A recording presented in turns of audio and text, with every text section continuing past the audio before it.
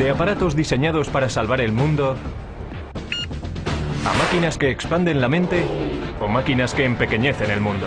La evolución de ordenadores centrales, ratones y menús.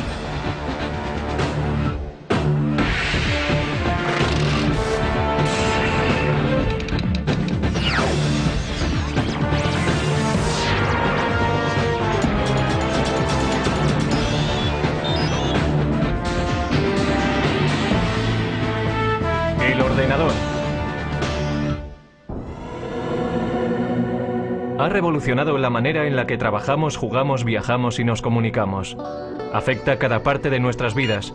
Ya ha conseguido ayudar a ganar guerras, resolver problemas aparentemente irresolubles y nos ha lanzado al espacio.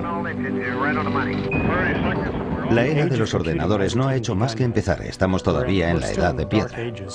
A medida en que vayamos avanzando en el siglo, no habrá una distinción clara entre la inteligencia humana y la inteligencia de la máquina. La mayor parte de la gente hoy en día sabe qué es un ordenador personal e incluso algo sobre su manejo.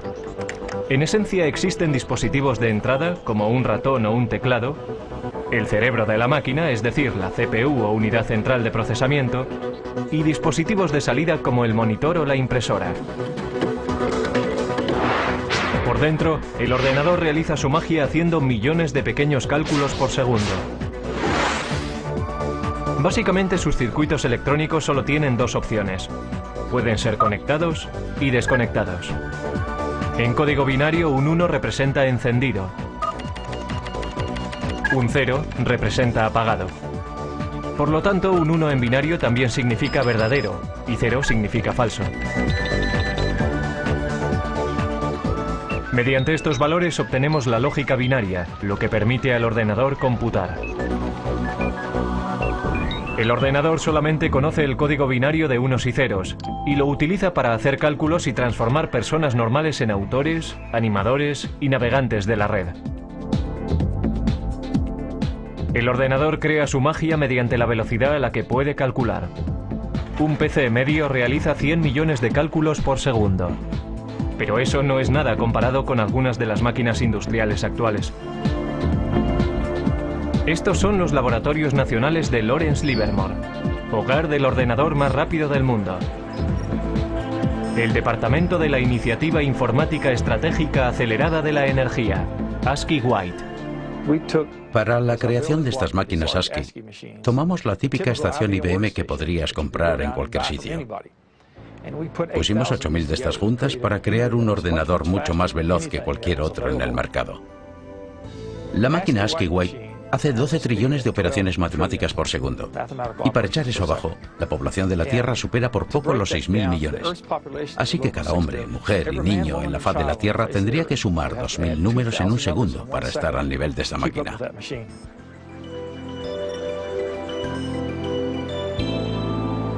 Como si fuera el guardián del silicio, el ASCII White está dedicado al servicio del país. Los laboratorios nacionales Lawrence Livermore son responsables de cerciorarse de la seguridad y la actuación de las armas nucleares de la nación. En 1992, el presidente George Bush prohibió las pruebas nucleares bajo tierra. Eso hace que sea muy difícil calcular el arsenal nuclear. Ahora los laboratorios han decidido emplear superordenadores para hacer las simulaciones y determinar la integridad de las armas que van cogiendo tiempo.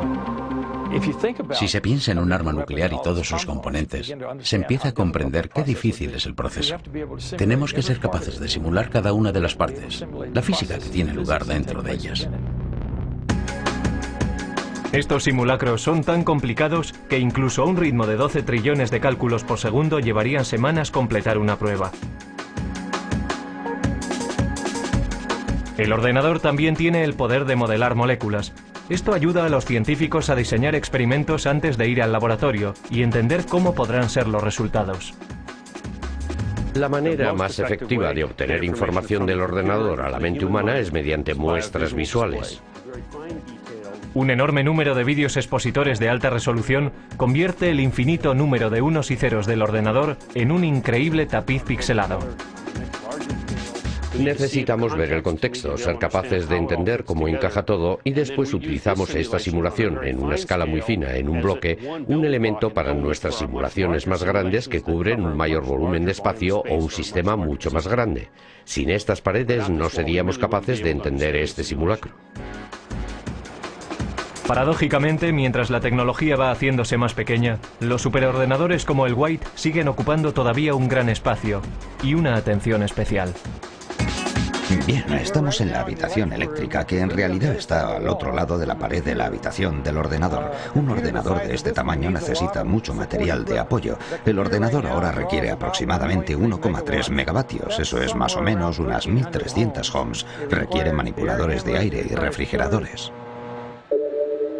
3 refrigeradores de 675 toneladas impiden que el White se sobrecaliente haciendo circular agua fría a través de tuberías bajo el suelo. La máquina representa el esfuerzo coordinado de cientos de brillantes cerebros. Pero con la máquina ASCII podemos rastrear su origen hasta un hombre que no estaba demasiado preocupado por la seguridad nacional, pero tenía un gran interés en el ganado.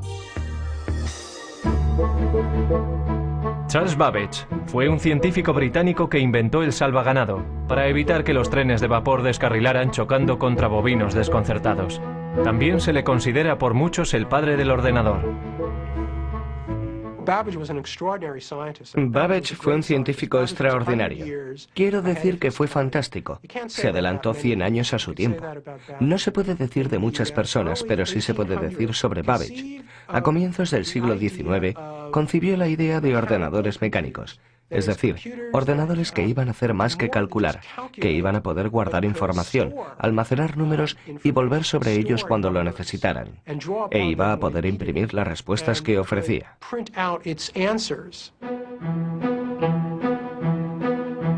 Como científico, Babbage confiaba plenamente en la precisión de tablas matemáticas, logaritmos y tablas de gravedad. Computar esos cuadros es lo que la gente conoce por ordenadores. Desafortunadamente, estos ordenadores cometían errores con frecuencia, enfureciendo así a su inventor. Errar es humano, pero para Babbage, ser humano no era suficiente. Primero previó un complejo sistema de engranajes y ejes que trabajaban juntos para hacer cálculos. Después de 10 años de trabajo, sin embargo, tiró el proyecto a la basura. Solo lo completó parcialmente para diseñar un aparato incluso más sofisticado. Una máquina que poseyera los componentes básicos de los ordenadores modernos. Las tarjetas perforadoras le proveían las entradas. Un mecanismo llamado el molino hacía los cálculos y el almacén guardaba los nombres como memoria. Lo llamó el motor analítico. El motor analítico hacía cálculos mecánicamente. Después de introducir los datos, el mecanismo tenía que ser accionado por una manivela, haciendo girar cientos de engranajes intrincados, ejes y ruedas numeradas para calcular los resultados. Babbage anticipó que la máquina de 15 pies de altura funcionaría a vapor por su tamaño. Pero Babbage nunca construyó una máquina. Su protoordenador se colapsó antes de que pudiera completarlo. Fue víctima de herramientas imprecisas y de la falta de fondos.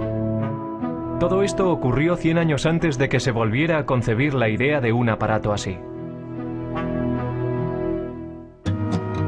Alentado por una eclosión de población en América, el siguiente paso en la evolución del ordenador vino al final del siglo XIX, cuando oleadas masivas de inmigrantes amenazaban con sobrecargar el censo americano de 1890. En 1887, la oficina del censo todavía llevaba la cuenta del recuento de 1880 a mano. Desesperados suplicaban por otra forma de tabular los resultados. Entonces fue cuando un anterior inspector del MIT llamado Hermann Hollerith introdujo una serie de máquinas que harían que el recuento del censo fuera tan fácil como contar 1, 2 y 3. Cada persona estaba representada por una tarjeta. Los individuos tenían que perforar las cajas relacionadas con su edad, sexo, raza y profesión.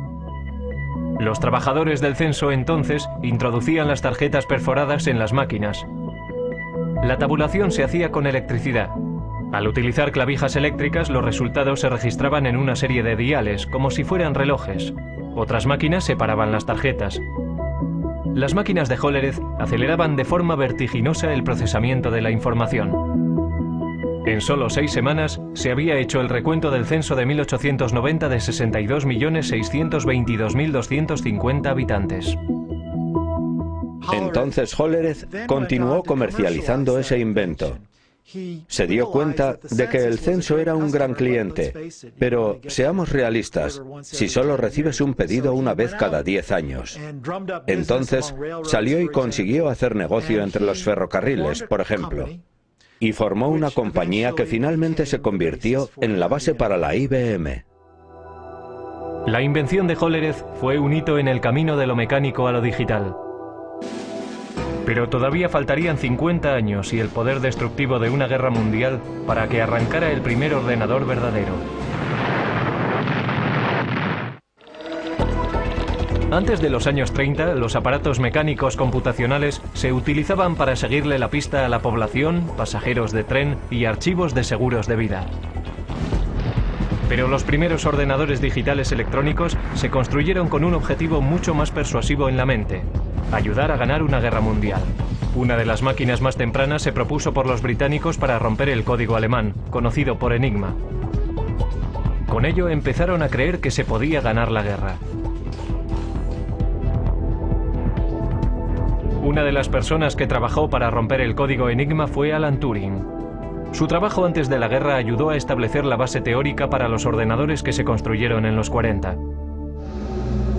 En el norte de Londres, en unas instalaciones secretas en Bletchley Park, los británicos construyeron Colossus, un tipo de ordenador diseñado para romper el código Enigma. Colossus comparaba secuencias de letras a un ritmo de 25.000 caracteres por segundo. La máquina solo podía realizar la tarea de unir letras, pero lo hacía muy bien. Sus transmisiones descifradas alemanas se denominaron el ultrasecreto, el secreto mejor guardado de la guerra. Principalmente, el Colossus llevaba a cabo funciones logísticas de las letras de un alfabeto en una corriente de letras que venían de un mensaje de radio interceptado.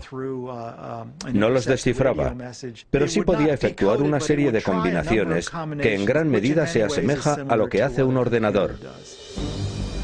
Mientras el Colossus rompía códigos alemanes, al otro lado del Atlántico los ingenieros trabajaban para construir otro aparato computacional, una máquina que influiría directamente en el diseño de todos los ordenadores futuros. América era un centro neurálgico productor de instrumentos de guerra, pero para 1943 había una escasez crítica de un componente sorprendente de la máquina de guerra: tablas de disparos para piezas de artillería. Estas tablas permitían a los artilleros apuntar sus armas correctamente en gamas diferentes, altitudes, temperaturas y condiciones del viento. Los ordenadores humanos trabajaron frenéticamente para producir cálculos mecánicos para crear esas tablas, pero lo pasaron mal intentando estar a la altura. Durante la Segunda Guerra Mundial se producían muchas armas. Había que calcular muchas tablas de disparo. Era realmente un gran trabajo y estaba ralentizando la entrega de armas al frente. Para solucionar el problema, John Mauchly, un físico de la Universidad de Pensilvania, se propuso construir un ordenador gigante electrónico que podía calcular tablas de números en minutos, no horas. El ejército, desesperado por un aparato que les ayudara a ganar la guerra de mala gana, se centró en el coste propuesto de $500,000. Mauchly y un brillante estudiante de ingeniería eléctrica, Presper Eckert, empezaron a construir ENIAC, el integrador numérico, electrónico y ordenador.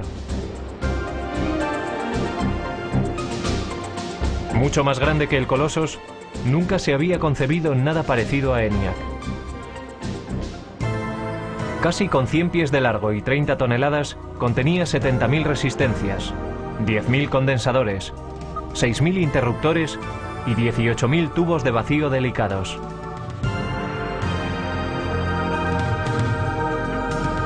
Los tubos funcionaban como bombillas. En una máquina cabían 18.000 tubos, por lo menos uno tenía que cambiarse cada pocos minutos. Después de 2 años de trabajo intenso, el equipo completó el ENIAC. 3 meses después, los japoneses se rindieron. Aunque no pudo acabarse a tiempo de ayudar a acabar la guerra, ENIAC fue una máquina maravillosa. Podía realizar 5.000 sumas, 357 multiplicaciones y 38 divisiones cada segundo. Lo interesante sobre ENIAC es que tenía una capacidad de propósito general. Podía reconfigurarse para solucionar otros problemas. Y nunca hubo ningún problema para encontrar trabajo para ENIAC. Todos los servicios armados exigían tiempo para poder usarlo. También clientes industriales y universidades. Así que se le mantuvo ocupado hasta bien entrados los 50. Pero a ENIAC, la máquina más compleja de su tiempo, todavía le faltaban muchas de las cualidades de un ordenador moderno. Su memoria era muy primitiva y solo podía almacenar un máximo de 20,10 números decimales. Tenía que recablearse laboriosamente cada vez que se programaba. Y no podía tomar decisiones lógicas basándose en sus cálculos. Pero ENIAC ya había demostrado que los ordenadores se podían construir.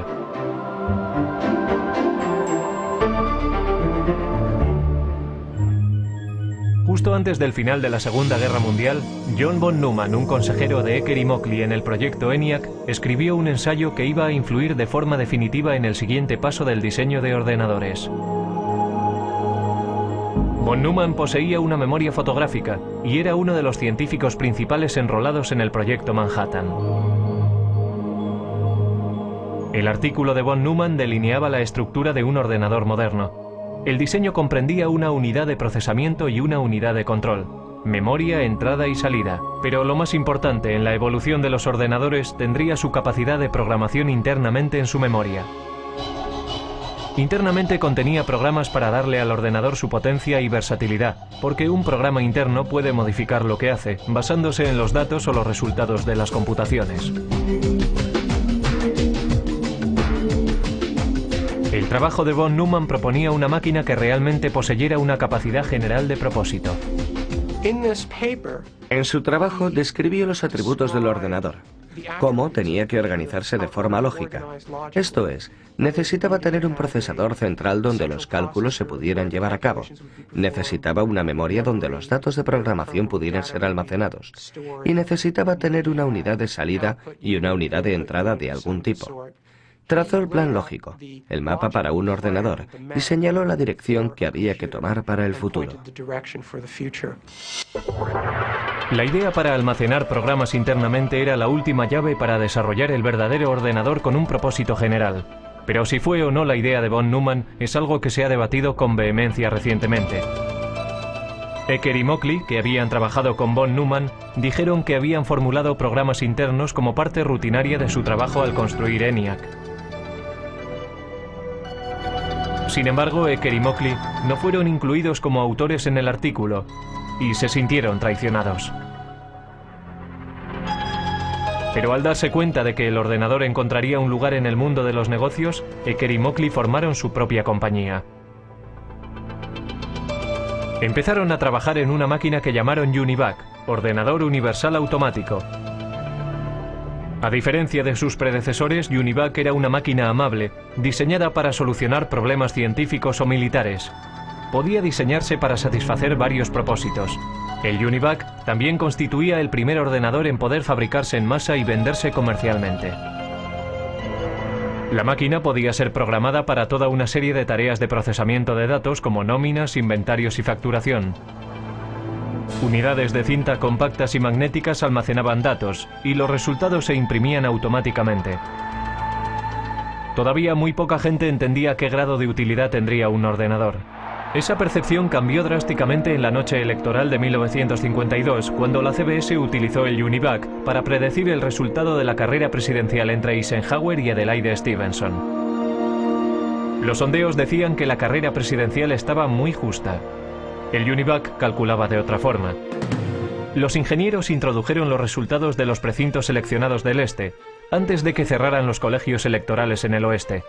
Los expertos pensaron que había sido una carrera muy apretada, pero el UNIVAC predijo una victoria electoral arrolladora para Eisenhower. Incluso la CBS no creyó lo que decía el ordenador y dudó en dar a conocer sus resultados. Pero al final el UNIVAC tenía razón. El poder y la utilidad del ordenador habían sido probados. Después del éxito del Univac, varias empresas empezaron a ver un futuro en el desarrollo de los ordenadores. IBM empezó a darse cuenta de que los ordenadores serían cada vez más pequeños, más baratos y más fáciles de manejar, y que habría un lugar en los negocios para estas máquinas que, desde luego, a la larga, sustituirían a la tecnología de las tarjetas perforadoras. Para comienzos de la década de los 60, IBM dominaba el gran mercado de los ordenadores. Los negocios empezaban a depender de los ordenadores. Las máquinas se iban haciendo cada vez más pequeñas, gracias al cambio de tecnología de tubo a los transistores, a la tecnología de los transistores. Y la carrera hacia la Luna iba a hacer que los ordenadores fueran aún más pequeños. En 1961, Norteamérica iba a la zaga de Rusia en la carrera por el espacio. En el incesante intento de ganar a los rusos, el objetivo de la NASA era que el hombre llegara a la Luna. No iba a resultar fácil. Cuando comencé a trabajar en la NASA en 1962, el primer día me dieron una regla de cálculo de 20 inch. Nuestros cálculos se hacían principalmente en calculadora de bolsillo. Teníamos un número de personas a las que asignábamos nuestras hojas de datos, y su trabajo consistía en trabajar con sus pequeños cálculos. Pero los astronautas no podían confiar en reglas o calculadoras de bolsillo en el espacio. La misión requería un ordenador guía sofisticado. A principios de la década de los 60, sin embargo, una máquina tan potente como la que necesitaban ocupaba toda una habitación. La NASA intentó reducir el tamaño del problema. Afortunadamente, el primer gran avance en el camino a la miniaturización ya había tenido lugar. En 1947, 3 científicos en los laboratorios Bell inventaron el transistor. Un transistor ejecutaba la misma función de encendido y apagado que los tubos de vacío, pero era mucho más pequeño y más fiable. Los transistores se hacían con silicio y cable diminuto. El silicio es un semiconductor. Si se aplica un voltaje pequeño, se comportará como conductor, permitiendo que pase una corriente entre los cables. Si no hay voltaje, actuará más como un aislante bloqueando la corriente. Esta característica del silicio es lo que permitió a los transistores hablar el lenguaje binario de los ordenadores. Y harían del silicio la base para la industria de estos. El siguiente paso en la miniaturización tuvo lugar en 1959, cuando Robert Noyce y Jack Kilby, ingenieros para fabricantes rivales de transistores, llegaron a los mismos avances de forma independiente y que conducían a la misma idea revolucionaria. Toda una red de componentes electrónicos, transistores y todo incorporado en un solo chip de silicio. La gran innovación en la electrónica se llamó el circuito integrado. En 1969, 5.000 circuitos integrados componían el corazón de cada uno de 2 ordenadores idénticos. Uno en la órbita lunar y el otro en la Tierra. Para su tamaño, estos eran los ordenadores más potentes de la Tierra. Mientras Neil Armstrong daba un pequeño paseo en el polvo lunar, Ted Hoff, un ingeniero con la compañía de chips Intel, estaba dando un gran paso en el proceso hacia la miniaturización. Estaba desarrollando una idea que pondría todo el ordenador en un chip de silicio, el microprocesador. Era la invención no solo de circuitos integrados, sino de un tipo particular de circuito integrado, el microprocesador, que hace posibles los ordenadores personales de hoy en día. A Hoff le habían encargado diseñar 12 circuitos integrados por separado para fabricar una calculadora japonesa. Sugirió colocar toda la unidad de proceso en un chip y programarlo como un ordenador. Intel desarrolló la idea y para 1970 tenían un modelo de microprocesador.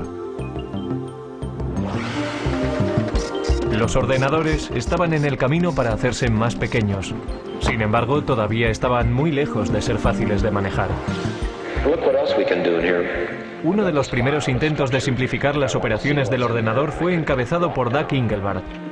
El científico concibió una manera sencilla de manejo e incluso mostró un prototipo en 1968 en la Conferencia de Otoño de Ordenadores de San Francisco.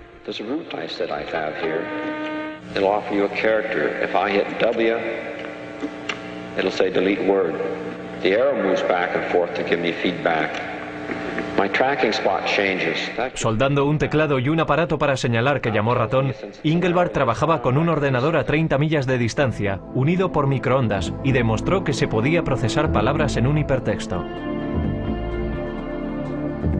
Muchos en aquella audiencia se fueron a casa realmente inspirados, pero solo un grupo iba a completar la visión de Engelbart. Ese grupo estaba a muy poca distancia, en Xerox PARC. Xerox creyó que el futuro podía estar en los ordenadores y comenzó a construir una máquina de fácil manejo. En 1973, Xerox introdujo el Alto, que incorporaba muchas de las innovaciones en ordenadores personales que hoy en día damos por supuestas.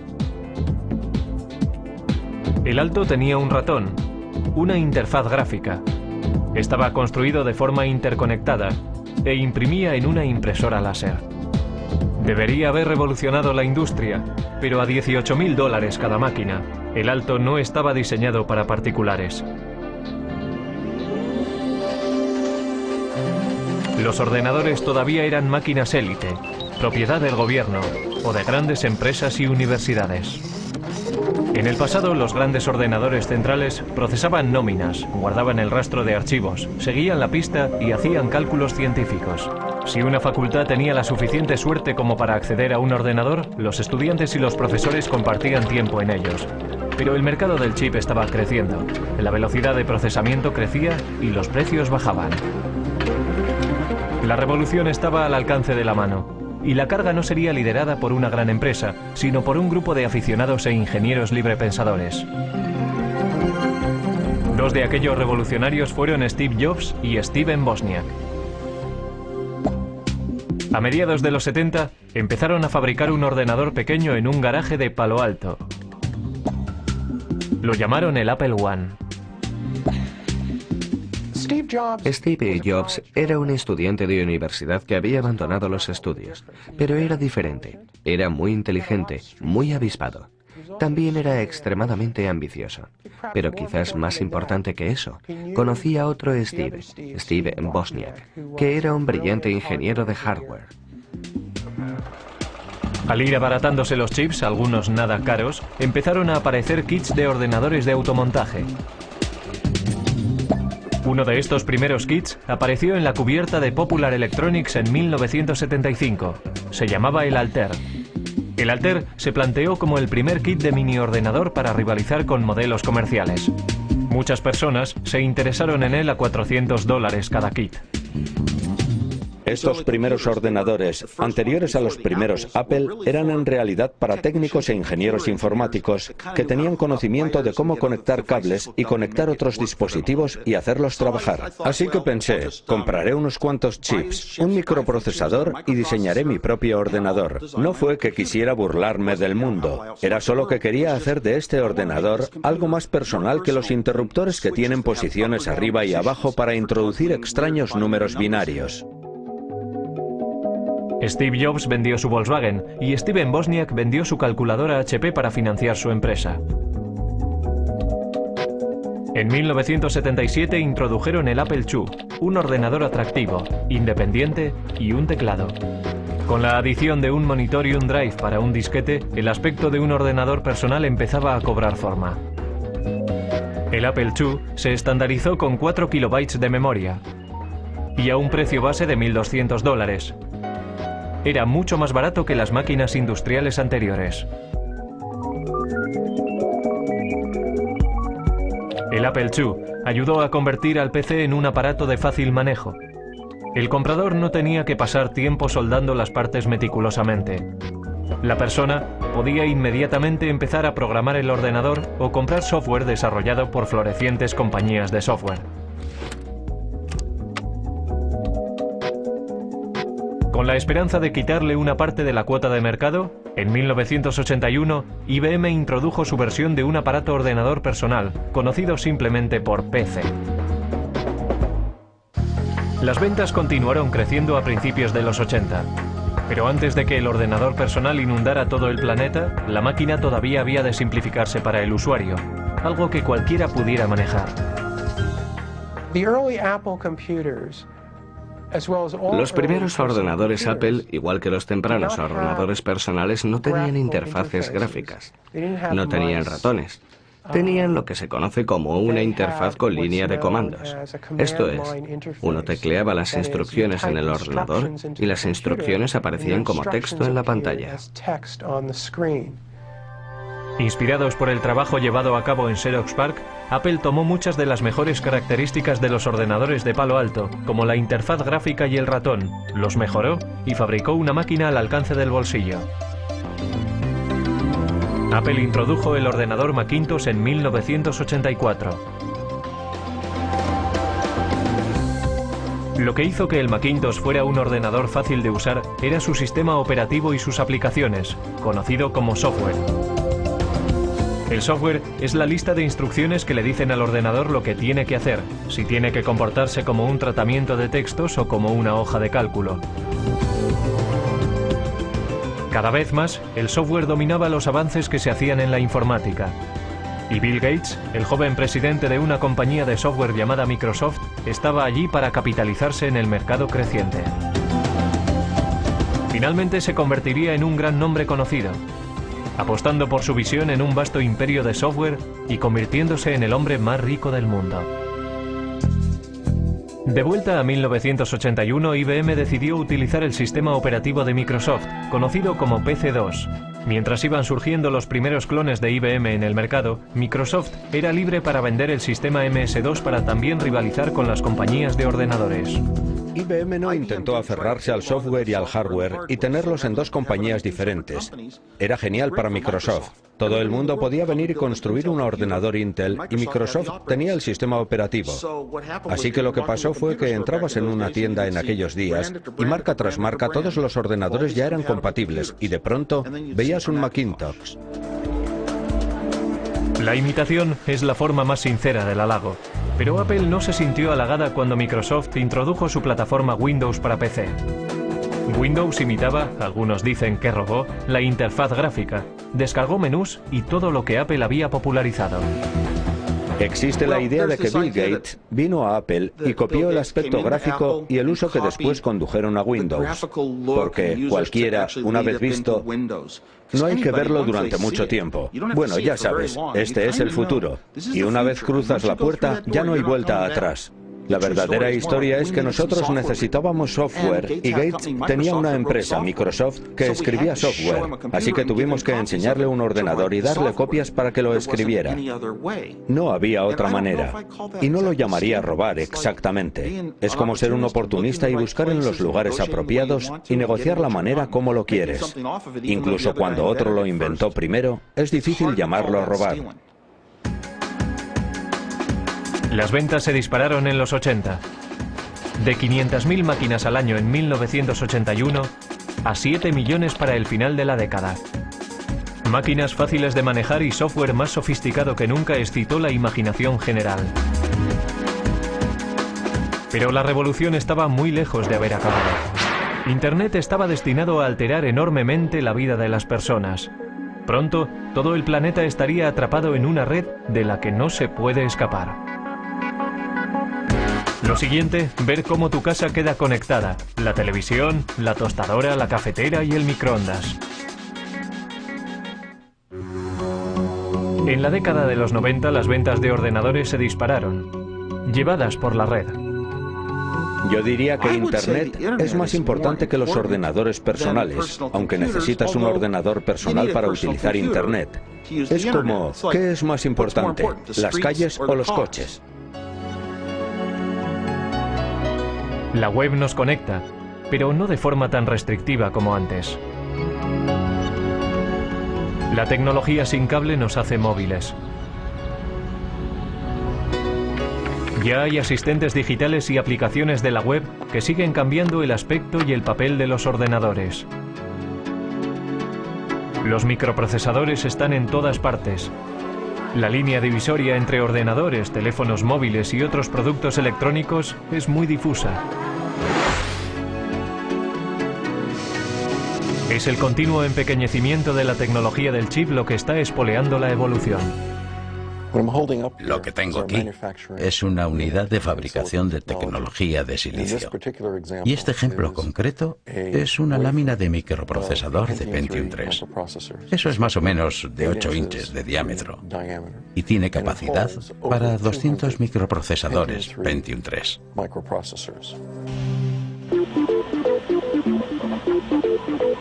Cada microprocesador puede contener tantos como 100 millones de diminutos transistores.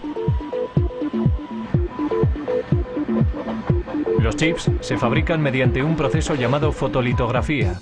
Los fabricantes de chips empiezan por ponerle a una lámina de silicio una capa de un material fotosensible. Los científicos entonces hacen una plantilla del diseño que quieren mediante el grabado en un metal fino con un rayo de electrón.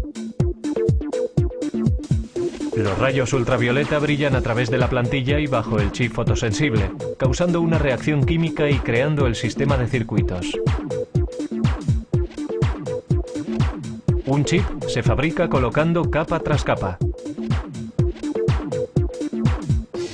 Estos chips, que son básicamente microordenadores, están encontrando su lugar en aparatos inteligentes.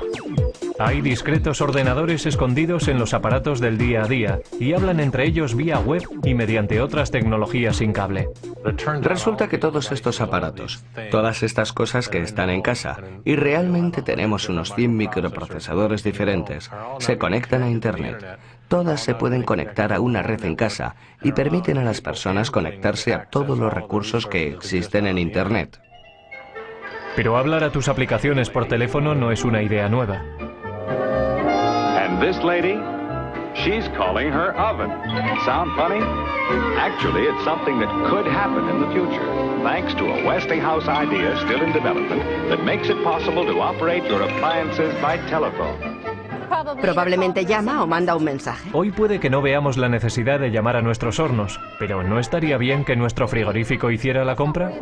Vamos a ver qué tenemos para cenar esta noche. Traigo una lista de la compra. Estos son productos que ya sé que necesito. Productos que he consumido durante la semana. Y vamos a ver qué podríamos necesitar. Así que iremos al armario a ver qué es lo que tenemos allí. Tengo la mayoría de las cosas, pero estos dos ingredientes quiero añadirlos a mi lista de la compra. Así que hago clic aquí y se añadirán a mi lista de la compra.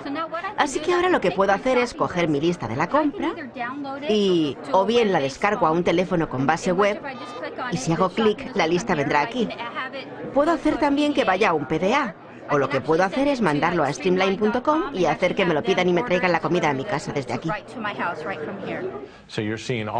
O sea que está viendo todas tus aplicaciones domésticas, desde tu coche a tu mejor equipo de televisión y videojuegos, a tus electrodomésticos, lavadoras, secadoras y frigoríficos. Todo conectado para que desde un browser se pueda operar la casa automatizada.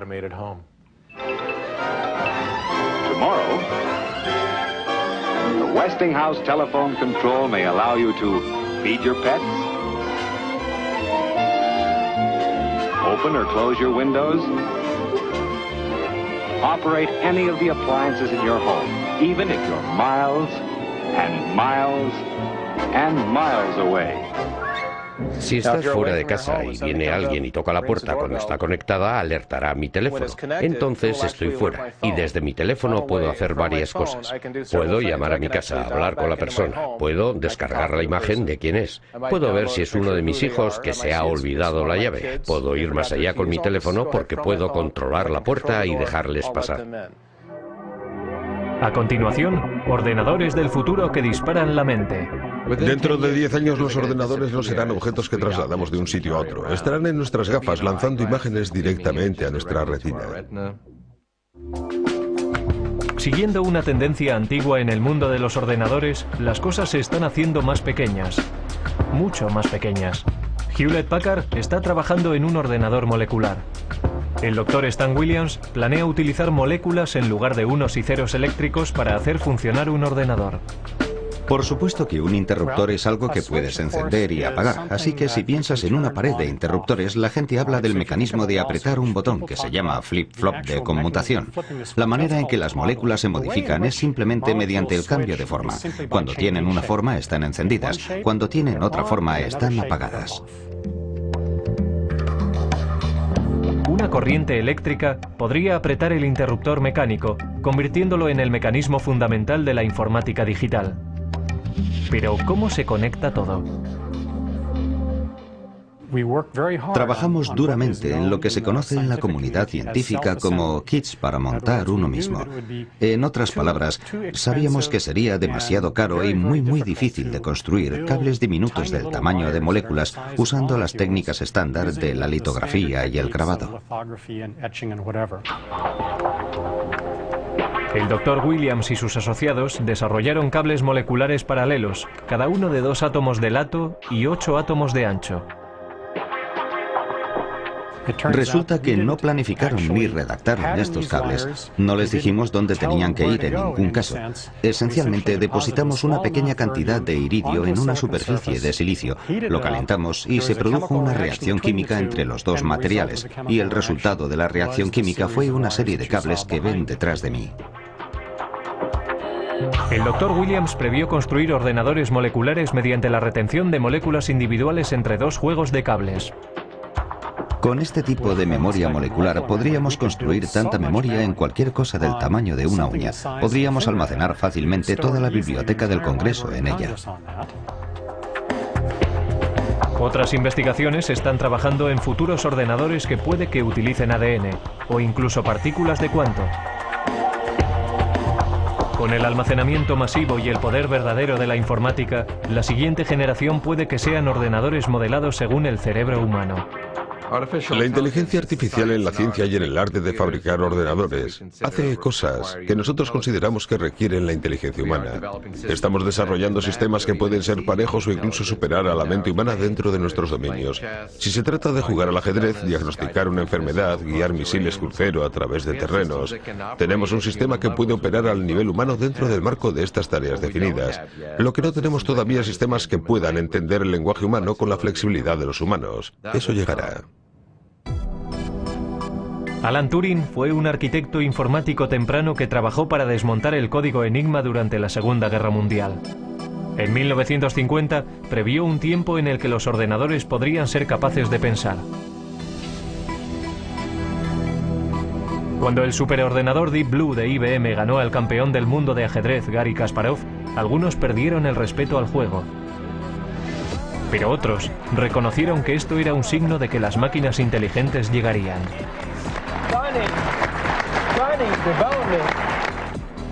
La electrónica molecular podría incluso borrar la línea entre el hombre y la máquina. Tendremos ordenadores muy pequeños y muy potentes que podrán viajar a través de nuestro sistema venoso. Tendrán el tamaño de las células de la sangre y se comunicarán sin cable con nuestras neuronas. Así que seremos capaces de agrandar nuestra capacidad de pensar, velocidad de pensamiento, aumentar la memoria humana, incrementar nuestras habilidades cognitivas y modelos de reconocimiento mediante la combinatoria de nuestra inteligencia biológica con estas nuevas formas de inteligencia no biológica. Los ordenadores capaces de pensamiento cognitivo alegran a unos y atemorizan a otros. Lo veo como algo derivado de la inteligencia humana. En muchos casos serán copias de la inteligencia humana y encarnarán nuestros valores. Quizá por eso estamos preocupados, porque sabemos que la naturaleza humana en sí misma es dual. Tenemos una parte muy creativa y también una muy destructiva, y la tecnología está multiplicando eso. La tecnología es un arma de doble filo, capaz de producir tanta destrucción masiva como abundancia sin precedentes. Pero mirando al pasado, puede que la sociedad sepa cómo dirigir el ordenador del futuro.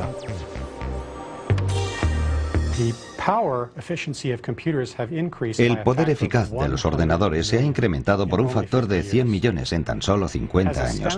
Tan sorprendente como esto, nuestros estudios en física fundamental nos dicen que debería ser posible aumentar aún más el poder eficaz de los ordenadores por otro factor de 1 billón más de lo que son hoy. Lo que eso me dice es que la edad del ordenador no ha comenzado aún.